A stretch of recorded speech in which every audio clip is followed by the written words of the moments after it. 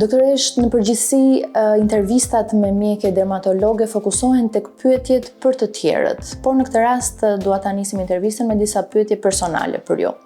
Cila është gjëja e parë që ju bëni sapo zgjoheni në mëngjes për lëkurën tuaj? Në fakt, hapi kryesor dhe më i rëndësishëm për lëkurën është pastrimi i saj, kështu që larja në mënyrë të tillë që të pastrojmë lëkurën nga gjithë mbetjet e produkteve që janë vendosur gjatë darkës, është hapi i parë dhe kryesor. Kam kohë apo jo për të kryer hapet e tjerë, nuk mungon pastrimi i lëkurës. Dhe pas pastrimit, si vijon rutina? Rutina ime në fakt është shumë e thjeshtë. Pas pastrimit aplikoj një serum me vitamin C ose acid hyaluronik dhe nuk mund të mungoj kremi i diellit. Pra pavarësisht hapave ndërmjetës, kremi i diellit është mjaft i rëndësishëm, kështu që nuk mund të dal nga shtëpia pa të. Si përshtasni rutinën e kujdesit të lëkurës sipas stinës dhe çfarë është ai produkt që i shtohet sezonit të dimrit? Hidratimi është gjithmonë i rëndësishëm, por ndryshon konsistenca e produktit nga stina në stinë.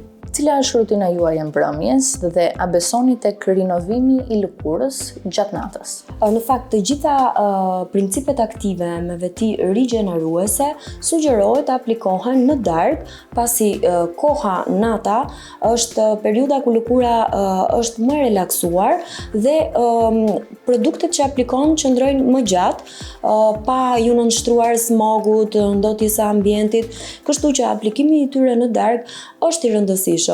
Për sa i përket rutinës time, është shumë e thjeshtë dhe bazike, nuk përmban shumë produkte, maksimumi një serum me veti rigjeneruese dhe një krem të përshtatur për moshën time. Cili është gabimi më i zakonshëm që ju shihni në rutinën e kujdesit të lëkurës së njerëzve?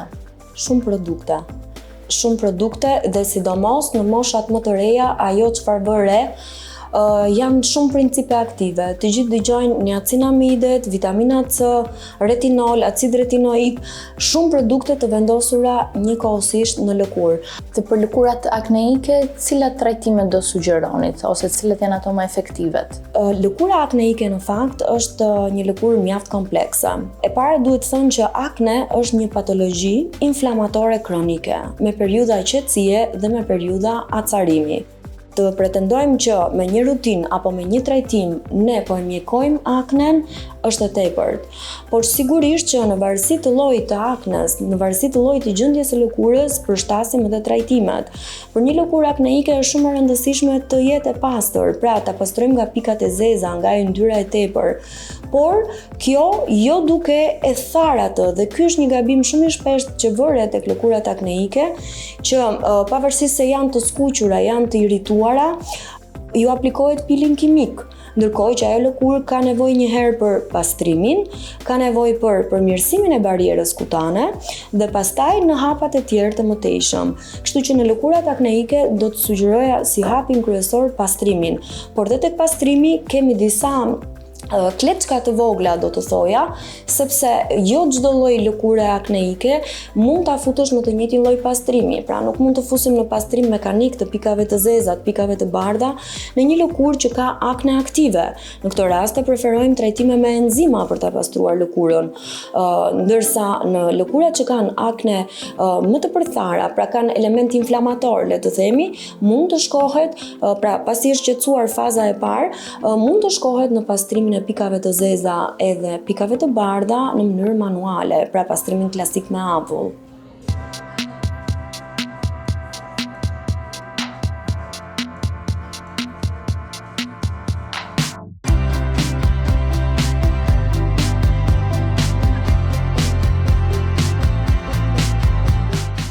A duhet të kryhet çdo vit kontrolli i lëkurës për kancerin e lëkurës ose nishanet? Jo vetëm një herë në vit është i rëndësishëm kontrolli periodik i nishaneve nëpërmjet dermatoskopisë, por në varësi të elementeve që ne gjejmë mund të jetë i rëndësishëm të kryhet edhe më shpesh në varësi pra të asaj çfarë mjeku dermatolog evidenton dhe kërkon. Pra mund të jenë edhe më të shpeshta se një herë në vit. Cilat janë procedurat estetike më të kërkuara në klinikën tuaj? Procedurat më të kërkuara janë procedurat që përmirësojnë cilësinë e lëkurës.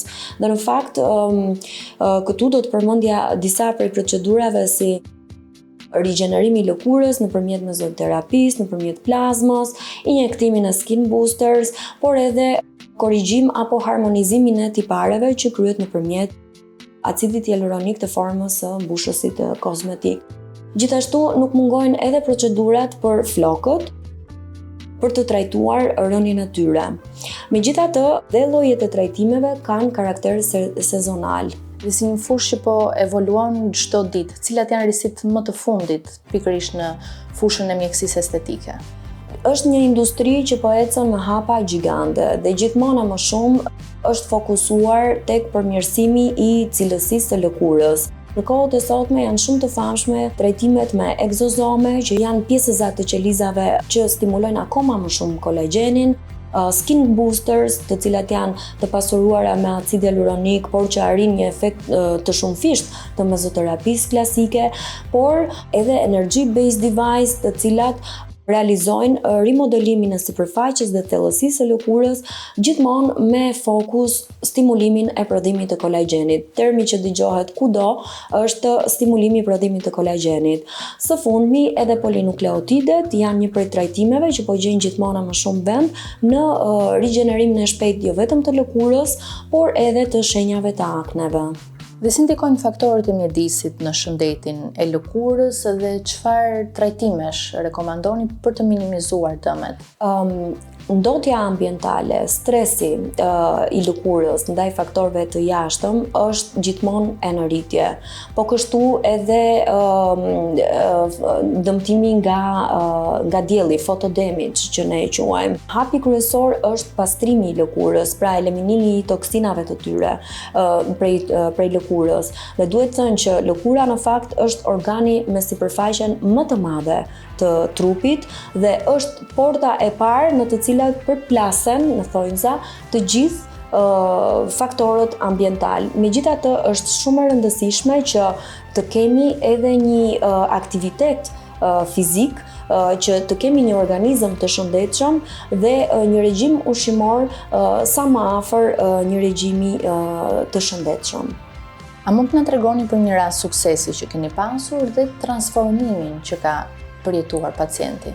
Këtu do na duheshin fotot në fakt, before and after, por për qëllim ruajtje identitetin ne nuk mund t'i tregojmë. Rastet në fakt janë të shumta, por ajo çfarë mua më gëzon është që në të gjitha rastet që kam bërë transformime dhe përmirësime, kanë qenë transformime dhe përmirësime graduale. Unë gjithmonë e them që ndryshimet më të mira janë ato që bëhen ndryshime graduale, sepse gjithmonë është e rëndësishme që të ruajmë naturalitetin e pamjes.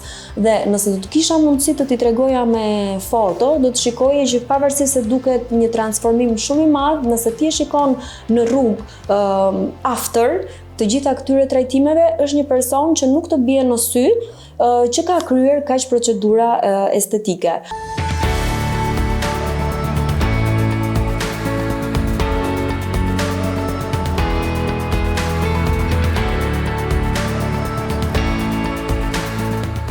A ekzistojnë rreziqet nga procedurat estetike? Ekziston ndonjë rreziku nga efektet anësore? Sigurisht që ekzistojnë. Në fakt, ne nuk po flasim për estetik, por mjekësi estetike. Dhe kur themi mjekësi estetike, është pjesë e mjekësisë. Prandaj është e rëndësishme të kryhen nga njerëz me formim mjekësor. Pra, kryesisht mjek dhe që marrin trajnimet dhe specializimet e duhura. Edhe procedura estetike më e zakonshme mund të ketë rrisjet e veta. Ti mund të jesh një person alergjik, ti mund të jesh gjithashtu një person që ke një sëmundje autoimune të lëkurës, apo një person që bën herpes shpesh, apo zjarrin e natës.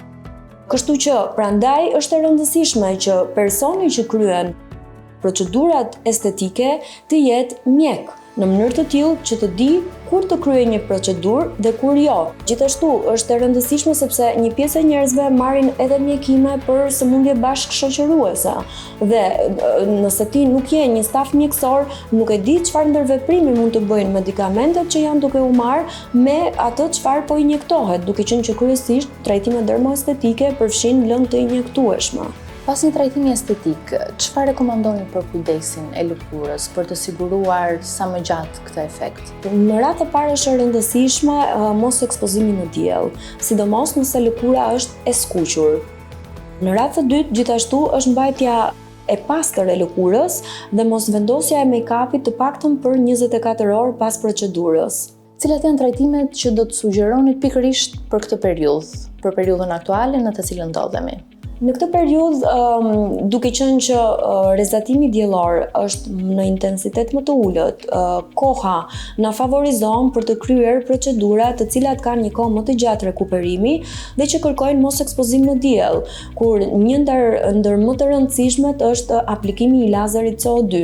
Sigurisht, specifikat përse kryhen duhet i zgjedhë mjeku dhe nëse një lëkurë është e përshtatshme për ta kryer, por ama nëpërmjet lazerit CO2 ne kemi mundësi për një numër të gjerë trajtimesh si zvogëlimi i poreve, rigjenerimi dhe stimulimi i prodhimit kolagjenit, trajtimi i shenjave të akneve, i cikatriceve të ndryshme, postkirurgjikale ose jo, por që duke qenë lazer që lë një skuqje dhe ka një kohë rekuperimi, kërkon një mbrojtje shumë të mirë të lëkurës nga ekspozimi në diell. Gjithashtu procedura si peeling kimik apo microneedling, të gjitha pra procedurat që kanë një skuqje dhe një kohë rekuperimi pak më të gjatë se procedurat që kryen gjatë kohës së verës.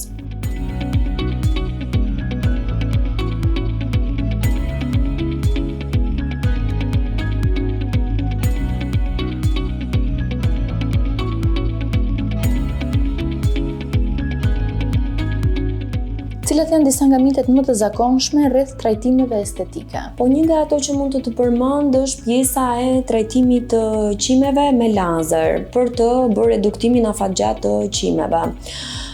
Shpeshherë dëgjoj femra që thonë dua ta shty sepse kam frikë mos nuk bëj fëmijë. Lazeri i epilimit, siç quhet në gjuhën mjekësore, në fakt është një gjatësi vale e spektrit të dritës, nuk është një reze.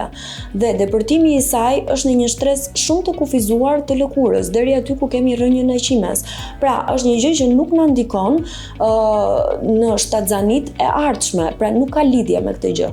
Por sigurisht, në momentin që ne mund të jemi shtatzan, nuk e preferojmë të kryhet. Ama nuk është një procedurë që nëse ti e kryen, para se të ngelesh shtatzan, do të ndikojë që mos të ngelesh shtatzan apo të përbëj probleme të tilla. Është e rëndësishme evidentohen çrregullimet hormonale para kryerjes së një procedure të lazerit për epilim, po kjo është e vërtet, por jo ama që ne rrezikojmë nga procedura e kryerjes së lazerit për të mos pasur fëmijë në të ardhmen.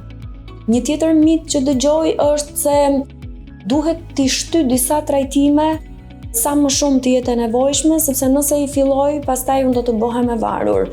Jo, disa procedura sa më herët të fillohet, aq më mirë është sepse i mban në nivel të kufizuar, ndërsa nëse ti e lë lëkurën, nuk e trajton, stimulimi i kolagjenit ka rënë dhe bie rreth të 30-tave, nuk mund të kujtohesh në moshën 50 vjeç që të zhdukësh çdo gjurmë nga lëkura, sepse bëhet shumë e vështirë dhe shpeshherë të çon në nevojën e një liftingu kirurgjikal, i cili dhe ai nuk mund t'i zhduki të gjitha rudat. Pra, trajtimi i hershëm, por me mas, është më i përshtatshëm se sa ti lësh të gjitha problematikat të shfaqen në maksimum dhe pastaj ti korrigjosh. Ashtu siç dëgjoj njerëz që kanë frikën e shpimeve, trajtimeve me shpime, sepse pamja e tyre do të duket falco. Jo, nëse ndërhyet në sasinë e duhur, në masën e duhur dhe nga një staf profesional me produkte të certifikuara që ka dhe një këndvështrim për atë gjë që po kryen, çdo gjë mund të jetë nën kontroll. Dhe siç ta thash, një nga gjërat që unë jam krenare është fakti që nëse do ta shikoni pacientin tim në rrugë, ju nuk mund ta evidentoni nëse ka kryer një procedurë estetike apo jo, sepse pamja e tij është tërësisht normale dhe thjesht duket një person i mirëmbajtur. Doktoresh, faleminderit për gjitha sugjerimet tuaja për të gjithë shikuesit të revistës Bordeaux. Faleminderit juve.